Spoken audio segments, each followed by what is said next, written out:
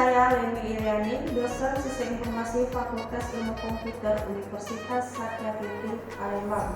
Pada kesempatan kali ini, saya akan memaparkan salah satu mata kuliah yang saya ampu, yaitu konsep sistem informasi mata kuliah wajib dengan bobot 3 SKS. Deskripsi singkat mata kuliah konsep sistem informasi merupakan mata kuliah yang memberikan pemahaman konsep secara keseluruhan dari sistem informasi yang berbasis komputer kepada mahasiswa dengan menekankan pada studi teknologi informasi atau dalam bidang komputer. Fokus konsep sistem informasi ini ialah kebutuhan khusus yang berkaitan dengan bidang komputer. Materi-materi yang diberikan ditunjuk untuk mengembangkan kemampuan menyimak, berbicara, diskusi, dan menulis yang akan sangat diperlukan mahasiswa dalam dunia kerja. Kemampuan andil setelah mahasiswa mengikuti perkuliahan ini yaitu: pertama, mahasiswa dapat menjelaskan sistem informasi serta memberikan contoh keunggulan strategi kompetitif, rencana strategis teknologi informasi, dan membuat perusahaan virtual. Kedua, mahasiswa memahami penggunaan berbagai jenis aplikasi sistem bisnis. Ketiga, mahasiswa berani mengungkapkan pendapat dan idenya dalam memberikan contoh CRM atau supply chain management. Keempat, mahasiswa dapat menjelaskan contoh dari sistem fungsional. Kelima, mahasiswa mampu menganalisa dan membuat konsep sistem informasi pada perusahaan berbasis komputer. Di awal pembelajaran, saya terlebih dahulu menyampaikan mengenai silabus mata kuliah, aturan dalam perkuliahan, dan pengenalan dasar konsep sistem informasi. Isi dalam kontrak pembelajaran ialah materi-materi pada pertemuan pertama sampai 16. Saya juga menyampaikan ke mahasiswa terkait mekanisme penilaian, di mana penilaian tersebut terdapat 4 penilaian antara lain yaitu kehadiran 10%, tugas dan diskusi 20%, UTS 30%, dan UAS 40%. Sedangkan untuk referensi dan buku panduan dapat dilihat pada LPS Rencana Pembelajaran Semester yang terdapat pada daftar pustaka. Harus dijelaskan pada pembelajaran ialah teknik pembelajaran yang saya gunakan yaitu metode ceramah plus. Alasan saya menggunakan metode ini ialah pada mata kuliah sistem informasi ini saya lebih banyak menjelaskan pengertian contoh dan studi kasus pada sistem informasi perusahaan agar mahasiswa lebih memahami maksud dari materi yang saya sampaikan. Setelah saya menjelaskan materi tersebut, saya juga berdiskusi dengan mahasiswa untuk mengetahui pemahaman dan keaktifan mahasiswa terhadap materi yang telah saya sampaikan. Di akhir perkuliahan, saya juga memberikan tugas kepada mahasiswa untuk mempresentasikan tugas dalam bentuk video dan diupload di dalam YouTube. Kelebihan dalam penggunaan metode ceramah plus ini, kelas saya lebih aktif karena mahasiswa tidak hanya mendengarkan saya, tetapi mereka ikut berdiskusi. Dengan metode ceramah plus ini, saya bisa mengontrol sesuai urutan dan keluasan materi pembelajaran sehingga dapat mengetahui sejauh mana mahasiswa menguasai bahan pembelajaran yang disampaikan. Metode ini dianggap sangat efektif karena dalam mata kuliah teori ini memiliki waktu yang cukup luas, selama 150 menit. Saya juga memberikan kesempatan kepada mahasiswa saya untuk bertanya sehingga saya bisa mengetahui hal-hal apa saja yang belum mereka ketahui atau belum mereka pahami. Baiklah, saya sudah memaparkan tentang mata kuliah yang saya ampu, deskripsi mata kuliah, metode pembelajaran, dan sistem penilaian. Demikianlah penjelasan materi pembelajaran dan metode pembelajaran saya di kelas. Selanjutnya kita akan masuk pada sesi pengajaran saya di kelas. Terima kasih. Assalamualaikum warahmatullahi wabarakatuh. Baiklah, pada kesempatan hari ini pada mata kuliah konsep sistem informasi, kita akan membahas sistem informasi keunggulan kompetitif. Pada pertemuan yang lalu kita sudah membahas tentang konsep sistem informasi dan lanjutan konsep sistem informasi. Pastinya kalian sudah paham ya. Kemarin pada materi sebelumnya telah membahas tentang apa itu konsep sistem informasi, apa itu sistem informasi. Jadi pada hari ini kita akan membahas tentang sistem informasi keunggulan kompetitif. Ada yang tahu Apa sih sistem informasi keunggulan kompetitif? Jadi kalau belum ada yang tahu atau belum pernah mendengar, untuk keunggulan kompetitif itu adalah keunggulan atau keunggulan bersaing. Jadi keunggulan kompetitif itu atau keunggulan bersaing. Jadi di mana kemampuan strategi perusahaan dalam bersaing bisnis. Menurut Michael Porter, ahli strategis bisnis asal Amerika Serikat, itu mengatakan keunggulan kompetitif itu harus mampu menjelaskan dan menanamkan nilai bisnis kepada konsumen sehingga mampu membentuk persepsi tersendiri pada mata konsumen. Jadi konsumen itu sudah membuat persepsi diri bahwa perusahaan kita itu memiliki keunggulan kompetitif, bisa bersaing di dunia bisnis. Nah, jadi artinya pebisnis itu harus meyakinkan ke konsumen untuk bersedia mengeluarkan waktu dan uangnya untuk mendapatkan manfaat dan nilai sepadan.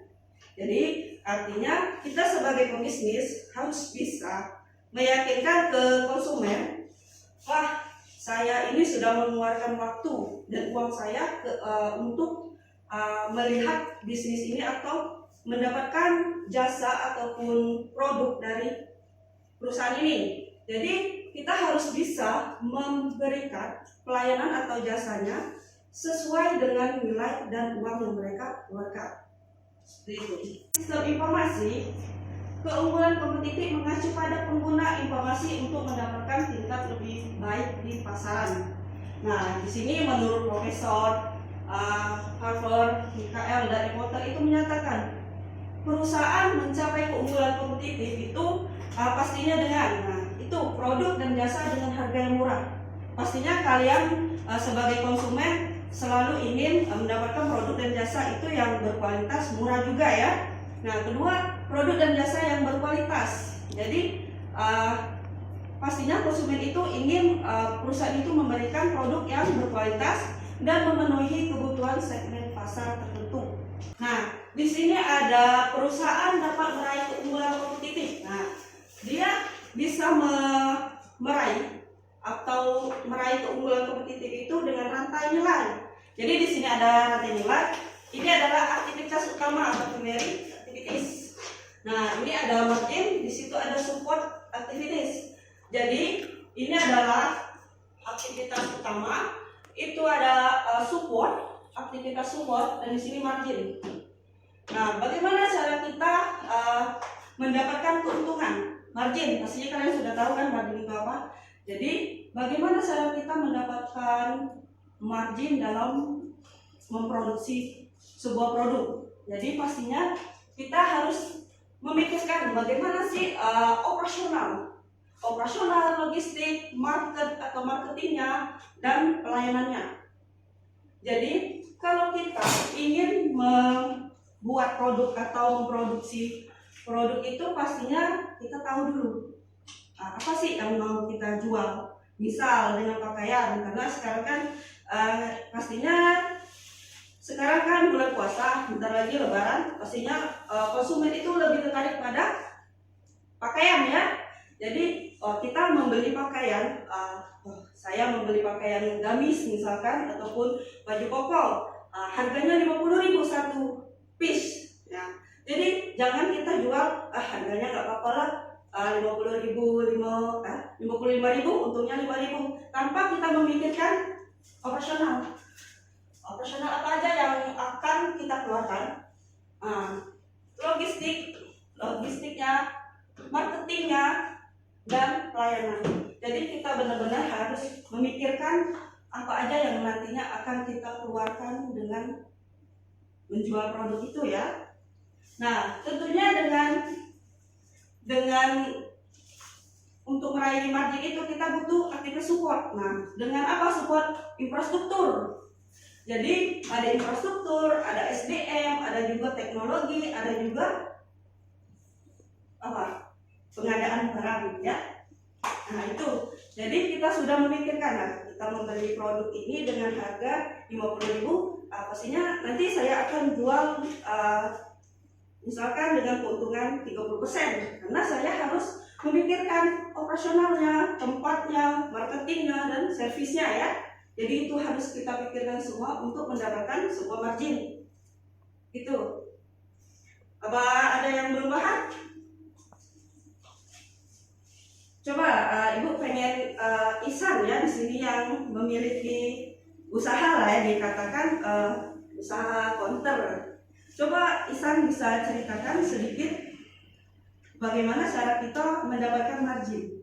Omsetnya tuh mulai dari kalau jual pulsa itu ada keuntungannya misalnya 2.000. Kalau token kan itu modalnya 20.000, tujuannya 23, jadi keuntungannya 3.000. Lumayan juga tuh.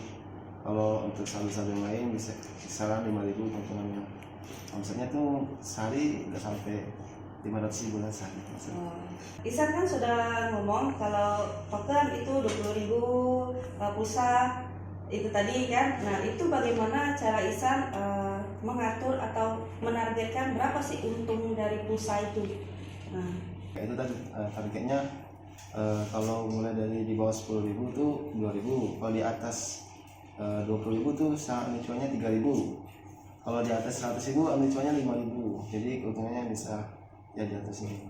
Oke, terima kasih atas tanggapannya dari Ihsan, bagus sekali ya, karena dia sudah juga pengalaman bagaimana menjual sebuah perusahaan, menjual pulsa. Jadi dia itu sudah membangun dirinya untuk jiwa bisnis lah ya. Nah, itu. Terima kasih Ihsan. Keunggulan kompetitif juga dipengaruhi dengan lingkungan dari perusahaan. Nah, ada 8 elemen lingkungan dari perusahaan. Nah, sebelum itu kita akan membahas tentang aliran arus sumber daya lingkungan. Nah, ini ada aliran sumber daya lingkungan, di sini ada gambarnya. Jadi kita di sini ada aliran sumber daya fisik. Nah, itu meliputi pegawai, bahan baku dan mesin dan uang. Kalau sumber daya konseptual itu dia meliputi seperti data, informasi. Ini data, informasi, dan juga untuk mendapatkan sebuah keputusan. Nah, kalau mekanis pengendalian itu perusahaan itu dia itu lebih mengendalikan operasionalnya yang meliputi standar kerja, manajemen perusahaan, dan proses informasi. Nah, ini dari data ini akan diproses menjadi sebuah informasi dan menjadi sebuah keputusan dengan standar tertentu. Jadi standarnya sudah ditentukan oleh perusahaan. Jadi kita dalam mengelola sistem informasi itu pastinya menggunakan standar yang ada di perusahaan. Jadi nanti dengan standar itu kita bisa membuat kebijakan ya. Jadi dari proses pengolahan data menjadi sebuah keputusan dengan proses standar yang ditentukan oleh perusahaan, jadilah sebuah kebijakan. Nah, itu ya. Oke, elemen lingkungan pada perusahaan. Yang pertama pemasok. Pastinya sudah tahu pemasok itu apa? EM. Pemasok menyediakan material, mesin, jasa, dan lain-lain. Oke, jadi pemasok itu pastinya kita sudah paham ya, pemasok. Jadi pemasok itu pastinya material, bahan mentah, tentu mesin ataupun jasa. Itu masih disebut dengan pemasok. Nah, kedua pelanggan. Ini Anca, pelanggan apa? Pelanggan mencakup pemakai dan calon pemakai. Nah, artinya calon pemakai nantinya produk kita itu akan dipakai oleh pelanggan atau konsumen ya. Untuk serikat buruh, ada yang tahu? Ini organisasi tenaga kerja. Jadi tenaga kerja atau karyawannya ya. Jadi yang terlibat dari sebuah perusahaan itu. Keempat, masyarakat keuangan itu terdiri dari instansi pengaruh sumber daya keuangan bagi perusahaan.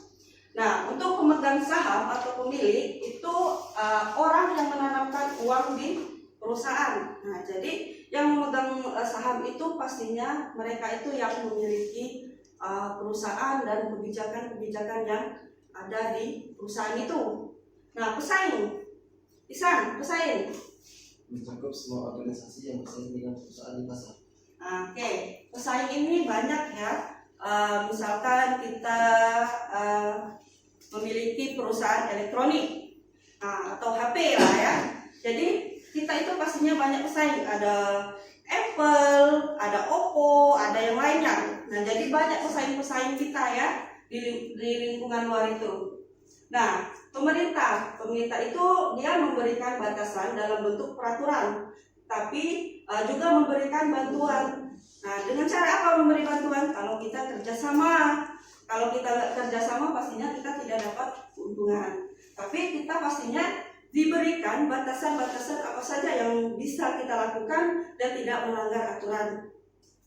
Nah, masyarakat global, wilayah geografis tempat perusahaan melakukan operasinya. Oke? Data informasi pengetahuan. Ada yang tahu ini apa? Data kehadiran. Jadi ini masih berbentuk data ya. Jadi ini ada contoh data kehadiran pegawai. Jadi ini masih berbentuk data, yaitu masih menampilkan ini 1103 pada tanggal 2 bulan 12 2004. Dia datang jam 7.20, pulangnya jam 15.40. Begitupun 11.42 pada datang jam 7.45 dan pulangnya lebih cepat daripada. Ini masih berbentuk data, masih ada informasi, masih belum kita bisa simpulkan informasinya apa dari data ini. Jadi kita perlu menjadikan informasi, kita olah dulu data ini menjadi sebuah informasi. Jadi dari data tadi kita ternyata NIP 1103 dia masuk itu sebanyak 22 kali ya, 22 hari. Dia tidak pernah tidak pernah cuti, tidak pernah sakit, dan tidak pernah telat. Sedangkan untuk NIP yang 1142 itu dia masuk 18 kali. Alfa 2 kali, sakit 2 kali. Nah yang 1180 itu, 1180 ternyata dia jarang sekali masuk. Kenapa? Ternyata sakit.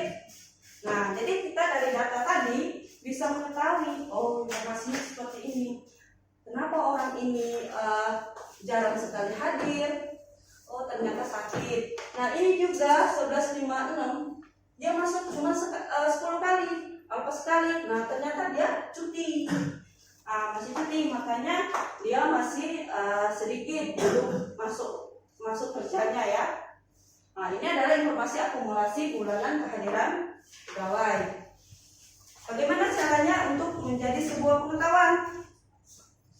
Nah, kita beralih.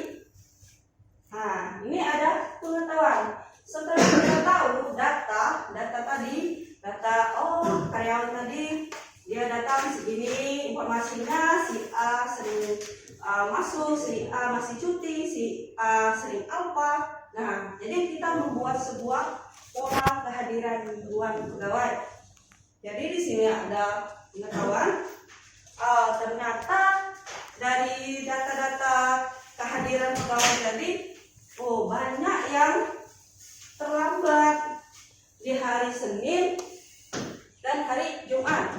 Nah, jadi kita pastinya menganalisa, kok bisa ya, kenapa mereka ini di hari Senin dengan Jumat ini sering terlambat, sering pulang cepat, sering izin, sering apa. Nah, dibandingkan dengan hari Selasa, Rabu, dan Kamis. Itu. Jadi kita harus tahu juga polanya. Jadi kita sudah tahu data seperti apa, informasinya apa. Sekarang pengetahuannya seperti ini. Ternyata hari Senin dengan Jumat ini pegawai saya ini sering terlambat dan sering apa. Jadi nantinya akan ada kebijakan yang dibuat oleh perusahaan. Oke. Jadi kita sudah mengetahui informasi dan pengetahuan itu. Sekarang kita bikin kebijakan. Kebijakan penataan jam kerja karyawan khususnya untuk hari Senin dan hari Jumat. Nah, jadi dengan informasi pengetahuan tadi sehingga manajer ataupun pemilik perusahaan itu bisa membuat kebijakan. Jadi dia membuat peraturan jam kerja. Jadi hari Senin dimulai jam 10 agar mereka tidak terlambat lagi ya. Hari Jumat diakhiri jam 2. Jadi mereka karyawan kita ini nggak pulang cepat terus. karena sudah diganti jam. Nah, sisa jam kerja bisa dikompensasi ke hari lain. Jadi sisa jam kerjanya bisa diganti dengan hari yang lain ya. Nah, ini kriteria mutu dari informasi. Yang pertama, relevan. Artinya, informasi harus relevan ketika dibutuhkan untuk memecahkan suatu masalah. Jadi harus relevan. Kedua, akurat. Informasi harus akurat, tepat, meskipun harus diperhatikan aspek biayanya. Ketepatan waktu, coba dijelaskan, Sofian. Informasi yang tersedia ketika dibutuhkan untuk memecahkan suatu masalah. Siap. Nah, jadi informasi itu benar-benar dibutuhkan sesuai dengan waktu ya, jangan sampai kadaluarsa. Oke, kelengkapan. Informasi harus memberikan gambaran yang lengkap tentang suatu permasalahan atau suatu pemecahan masalah. Jadi informasi itu harus ada gambaran permasalahannya apa, sehingga kelengkapan data atau informasi itu benar-benar bisa dipahami oleh semua orang ya. Nah, itu.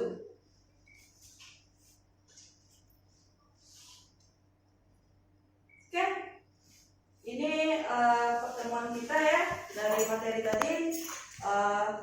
Saya berharap kalian bisa memahami apa dari materi yang telah saya paparkan tadi ya. Jadi sudah paham keunggulan kompetitif itu apa ya? Jadi keunggulan kompetitif itu seperti apa? Bagaimana cara menciptakan keunggulan kompetitif? Strategi apa yang harus kita capai ya? Nah, jadi saya harap kalian sudah memahami dengan apa sih keunggulan kompetitif. Jadi sudah di luar kepala ya. Pengennya ibu itu kalian sudah memahami di luar kepala. Sudah ibu jelaskan. Nah, di sini ada latihan sedikit. Berikut ini adalah data tinggi badan siswa kelas 4. Nah, coba kalian buatkan bagaimana pengolahan data sehingga menjadi informasi dan pengetahuan dalam bentuk grafik. Jadi kalian harus dengan data berikut 29, 30, 28, 31 itu adalah data tinggi badan ya. Data tinggi badan. Sekarang bagaimana cara mengolah data tersebut? Nah, coba jadikan itu sebuah informasi. Oke, ada yang bisa? Yang mau maju?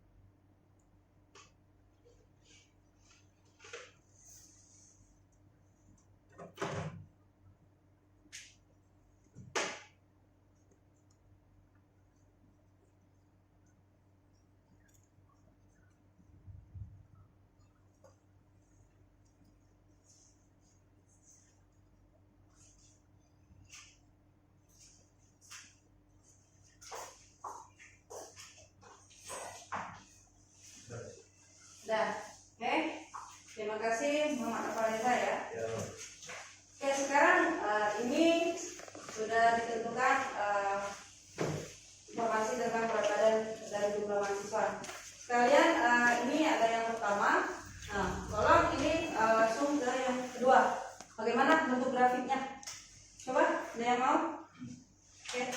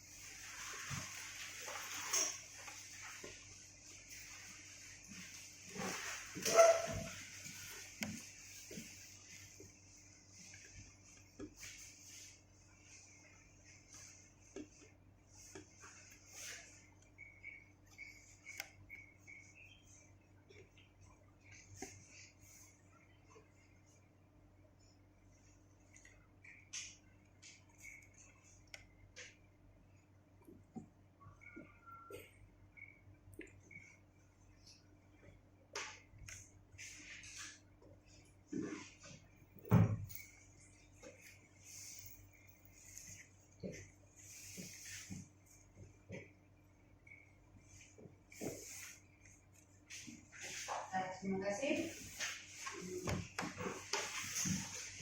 Oke, jadi ini ada tabel berat badan siswa, sudah didapatkan informasinya. Jadi untuk berat badan 27 kilo itu ada 3 mahasiswa, ada tiga siswa. Untuk berat badan 28 itu ada 5 siswa.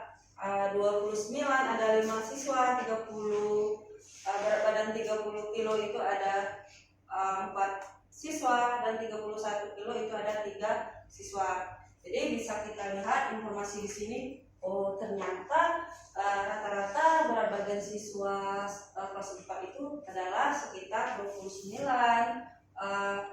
28, 29 dan 30. Nah, ini rata-ratanya ya. Nah, jadi di sini kita lihat grafiknya. Jadi bisa dikatakan berat badan yang lebih banyak itu adalah berat badan 28 dan 29. Oke, inilah informasi yang bisa kita dapatkan dari berat badan atau tinggi badan siswa kelas 4 ya. Oke, jangan lupa untuk mengisi absensi kehadiran hari ini. Tolong diisi ya yang hadir. Baiklah, kita hari ini sudah belajar tentang konsep belajar tentang strategi unggulan kompetitif, dan juga kita sudah latihan bagaimana data itu bisa dijadikan sebuah informasi, pengetahuan, dan bagaimana juga kita bisa menentukan strategi kompetitif untuk sebuah perusahaan agar bisa bersaing di dunia bisnis ya.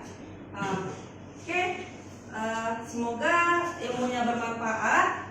Kita akan ketemu lagi di minggu depan. Ibu ucapkan terima kasih. Wassalamualaikum warahmatullahi wabarakatuh. Waalaikumsalam.